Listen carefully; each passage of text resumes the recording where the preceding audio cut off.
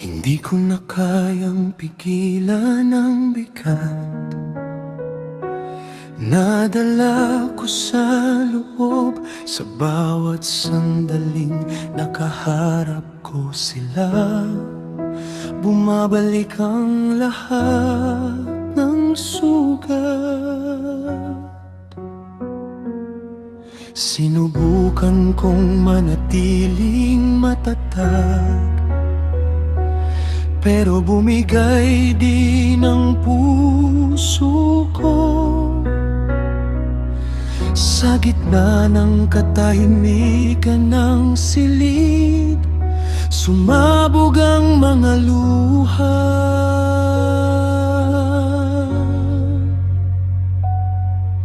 At ako si Jose lumabas sa labi, habang nanginginig ang boses ko.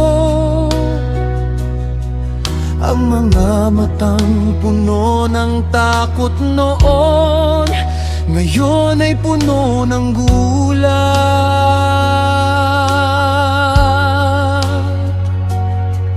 Diyos ko, ito na ba yun? Ang sandaling hinintay ko rin. Harap-harap na kami ngayon, ngunit iba na ang puso ko.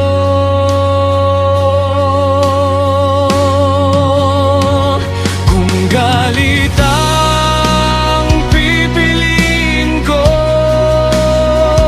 mawawala ang plano mo. Diyos ko, ako pala ito, yung batang tinapon noon. Ngunit sa gitna ng lahat ng sakit, may plano ka pa rin doon. Diyos ko, ako pala ito, at hindi mo ako iniwan.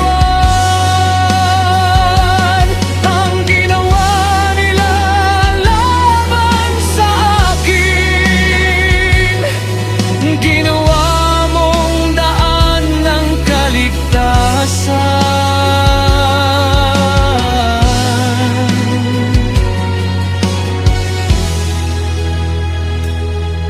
Huwag kayong matakot sa akin, sabi ng pusong natutong magpatawad.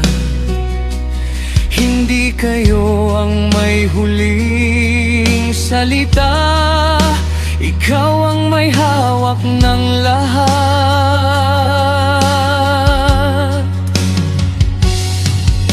Sa bawat luha ng kahapon, may layunin kang itinanim. Ang akala naming pagkasira, simula pala ng pagligtas.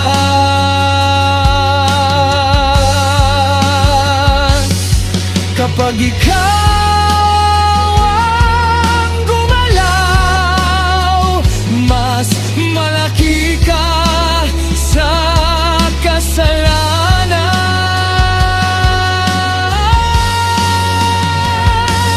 Diyos ko, ako pala ito, yung batang tinapon noon. Ngunit sa gitna ng lahat ng sakit, may plano